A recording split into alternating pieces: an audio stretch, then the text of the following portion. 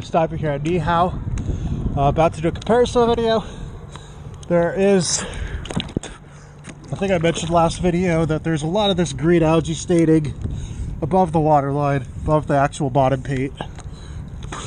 Trying to get it off. I'm just chipping into the actual fiberglass of the boat, so I'm not going to continue doing that and ruin the hull.